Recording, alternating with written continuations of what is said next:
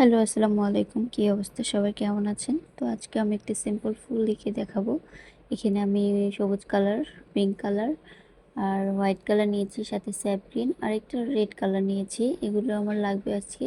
সাথে একটা তুলি আর একটা টিস্যু পেপার, যেটাতে আমি রং তুলি ধোয়ার পর সেটা আমি মুছবো। তো যাই হোক, প্রথমে আমি একটু রাউন্ড শেপ করে নেওয়ার জন্য এখানে একটা ছোট ফ্রেম রেখেছি। এই ফ্রেমটা দিয়ে আমি আগে আমার আইডিয়া মোতাবেক রাউন্ড করে নিলাম। তারপরে পিঙ্ক কালার দিয়েছি, এখানে হোয়াইট কালার আর রেড কালার মিক্স করে আমি পিঙ্ক কালার তৈরি করেছি। তারপরে উপরে একটু শেড আনার জন্য উপরে সাদা কালার দিব।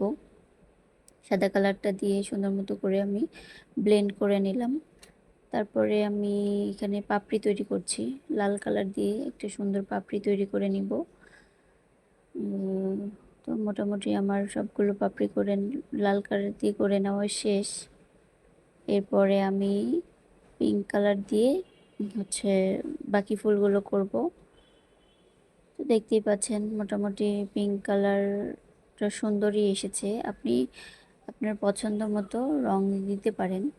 এখানে আমি সবগুলো ফুল এভাবে করে নেব। জাস্ট এদিক দিয়ে ওদিক দিয়ে চারদিক থেকে চারটা পাপড়ি দিবেন, সুন্দর একটা ফুল তৈরি হয়ে যাবে। আর আপনার যে তুলি দিয়ে কমফোর্ট মনে হয় সেটা দিয়ে আপনি কাজ করবেন। আহামরি এমন না যে আমি যেটা দিয়ে কাজ করছি আপনাকে ওইটা দিয়ে কাজ করতে হবে। তারপরে এখানে হোয়াইট কালার দিয়ে আমি বাকি ফুলগুলো করে নিব। আমার সবগুলো ফুল মোটামুটি করা শেষ। এরপরে সবুজ কালারটা দিয়ে প্রথমে আমি ফুলটা এঁকে নিচ্ছি। আমার নিজের সুবিধার্থে আমি প্রথমে অল্প করে দিলাম।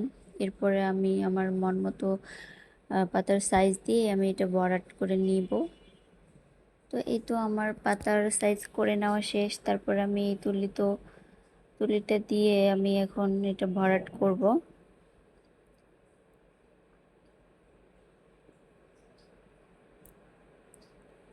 তো দেখতেই পাচ্ছেন আমার এখানে পাতাগুলো ভরাট করা হয়ে যাচ্ছে। আপনারা যারা নতুন আমার ভিডিও দেখছেন, প্লিজ আমার চ্যানেলটাকে সাবস্ক্রাইব করে দিবেন আর একটু সুন্দর কমেন্ট করবেন। যারা সাবস্ক্রাইব করেছেন, আমার ভিডিও দেখছেন, তাদেরকে অসংখ্য ধন্যবাদ। তো আমার পাতাগুলো করার পরে আমার যে লাল পাপড়িগুলো দিয়েছিলাম ওগুলো কেমন যেন ফ্যাকাশে হয়ে গিয়েছিল, যার কারণে আমি আবার উপর দিয়ে একটু লাল রং দিয়ে নিলাম। তারপরে এখানে কিছু লতা পাতা এঁকে দিব নর্মালি ফুলটাকে সুন্দর দেখানোর জন্য আর কি। তো আমার মোটামুটি সবগুলো করা শেষ।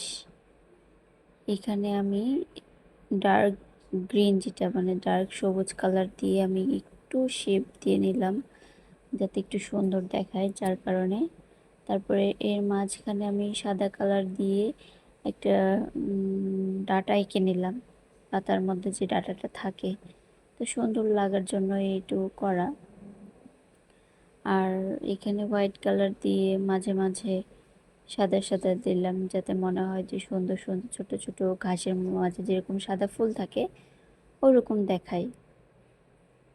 তো এই তো আমার মোটামুটি শেষ। এক পাশে এখনো বাকি আছে পাপড়ি পাতা দেওয়ার। এই তো আমার এই পাশটাও করে নিলাম।